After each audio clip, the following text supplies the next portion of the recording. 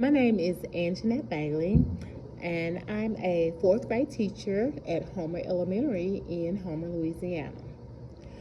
I'm passionate about math, being strong in math, being motivated in math. I love math. It is a passion of mine, and I want to pass that love of math on to my students. And so I try to find ways to motivate them so that they will enjoy math as much as I do.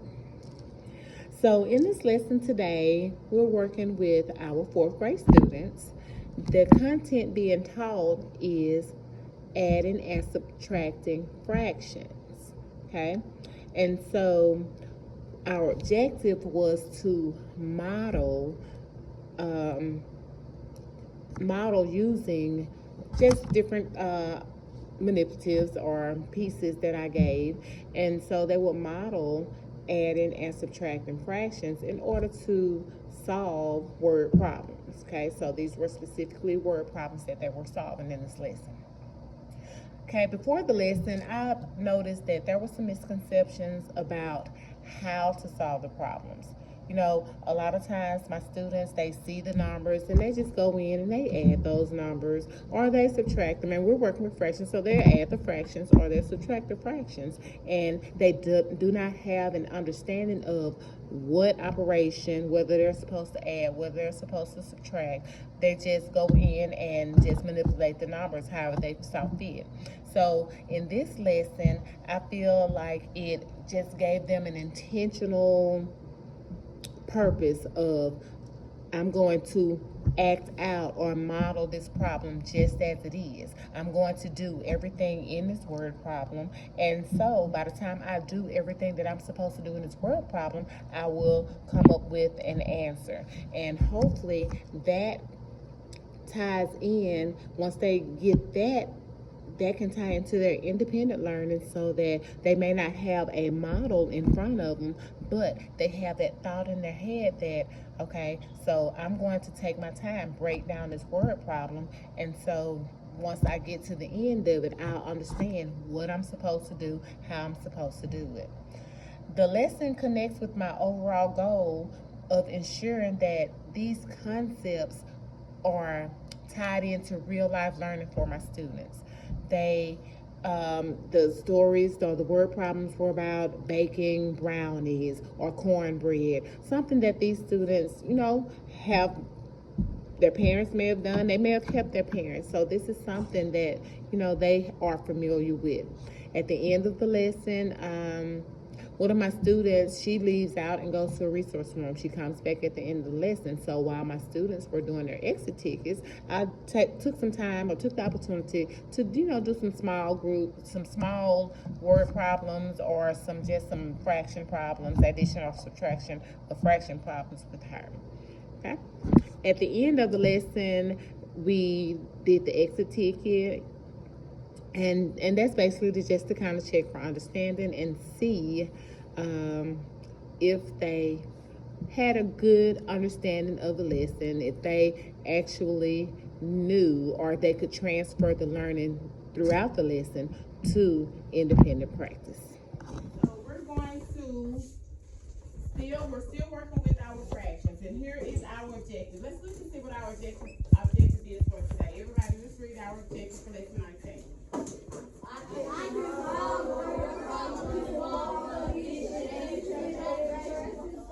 Okay, so stop for a minute. Brandon, tell me one operation that we're going to be working with.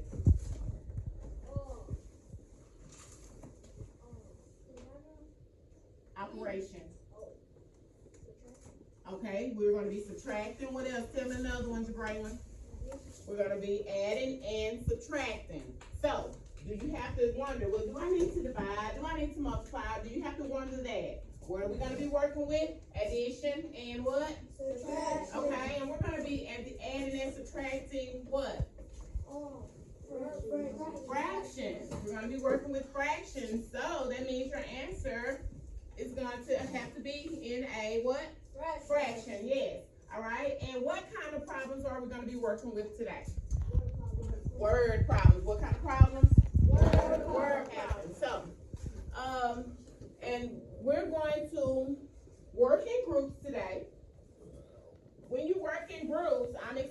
in to hear good conversation.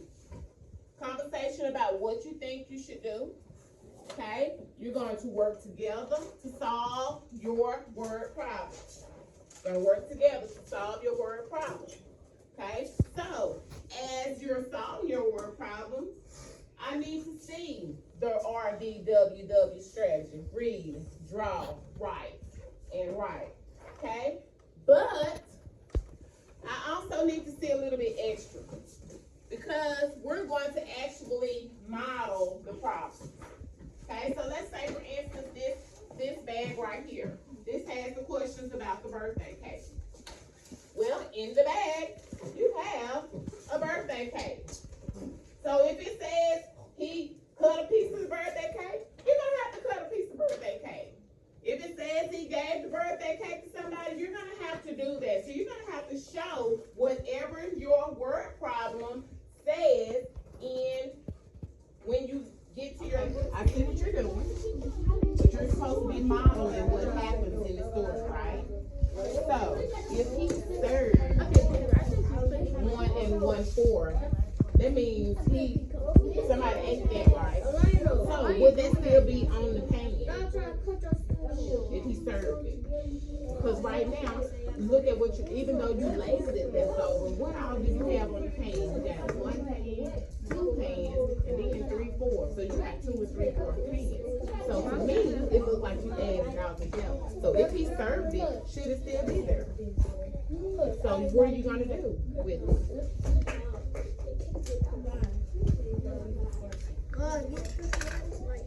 Yeah, so you can take it and put it on another pan, or put up this pan you serve it on. You give it to your people, do something with it. But if it's still on the pan, it looks like this all like cornbread. But I'm just looking at what you have now. I see 2 pans of cornbread and 3/4.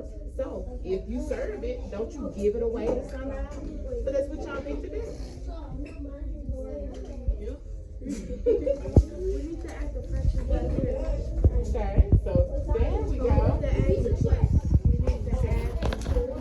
So what did they serve? So he served 1 and 1. This is exactly. So 60. This is 60. So you weren't supposed to put that. You're supposed to put that. It's too big. It's too small. It's a small space. He didn't do it. You need a break? It is a break. Sorry. Now, what next? He did what? Okay, so remember, this question is going to go along with those questions. Okay? Did we figure out our case over here? Okay, so. Okay. I see some stuff. All right, so Mr. Salazar cut his son's birthday cake 8 pieces. Mr. Salazar and Miss, so you got the parents, you got both of them. That's what I was thinking y'all was gonna miss, but y'all got it. Each ate 1 piece of birthday boy, 2 pieces, and he gave 1 piece to who? All right, so what fraction of the cake was left? Where the cake that was left? I was just about to say the real fraction is what? Okay, 3 8. Perfect. Love it, love it, love it, love it. Give it up, give it up, give it up, give it up, give it up, give it up. All right, you can write. Okay, so yes, write a number sentence. It may not be a number because if they ate some cake, or you added or you subtracted. So, what did you start with? 8 is, and what fraction would that 8 pieces be? Perfect, right there. 8. Now, how much did they eat it on? 5 what? So much. And what did they have there? And now all you have to do is do a word sentence showing this. So it says what fraction of the cake was left. That was what? That was 3/8. That was 3/8 of the cake was left.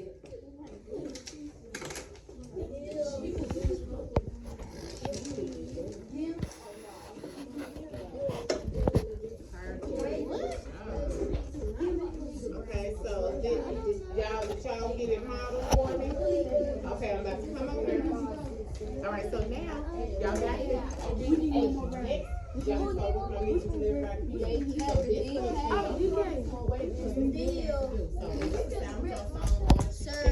one piece with his cousin. After giving one to his friend, how much will you have left? So now you gotta do this, show this. So share a piece with his cousin and see. And you can just write the answer on here if you want to for that. No. One of the other pieces that he had left, not the piece because he ate those already. So let's see what we got. Alright, so this. So did we finish the first? Did I finish the first part of it? Okay. She had, okay, so one whole, 8, look how you got 12. Look at that. 12 eighths minus 7 eighths equals 5 8. 1, 2, 3. Okay, so that's how much she gave to. Perfect. Look. No, ma'am. He has done something because I taught him this one. Alright, so now y'all don't get rid of this one because this one is going to help with these two. This one here. So if Mrs. Jones ordered 3 pieces, so now we need another piece, right? Because see, they started with 2, you know, and had pieces left. I don't know how many pieces did her family. Come on, you trying to eat more brownies. Give it up. Alright, so awesome apples. Awesome apples. Okay, so I need you back with me. Alright, so I walked around, we modeled each one of those problems, and everybody did an awesome job. So give yourself a round of applause.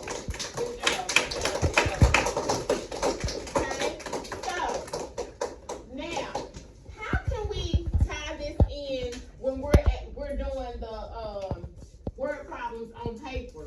Now, we're not going to have slices of pizza, birthday cake, or whatever. So how can we model this, or what can we do if we're doing these word problems on paper to help us figure out how to solve these problems? What's something that we can do? You can draw it out. So you may not have a cut up pizza, but you can draw a pizza and cut it up, right? Okay, what else? Go ahead, Michael. Yes, you can label. You can make notes. Okay, so you can say. Okay, we just. Yes, I believe that the students grasped the objective of the lesson. They had a better understanding of what to look for in word problems so that they would be able to solve those problems, whether they had some added to something or how much was left. So they looked to be able to identify those words, and they did well with their modeling to show those word problems. If I would have done anything different, I believe I would have given a better modeling example at the beginning of the lesson. Some of the students still wanted to draw. They're used to the read, draw, write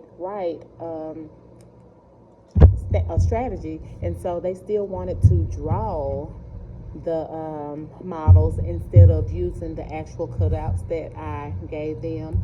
So I believe that I would have given them a modeling showing where I actually used the cutouts that I gave them in their bag.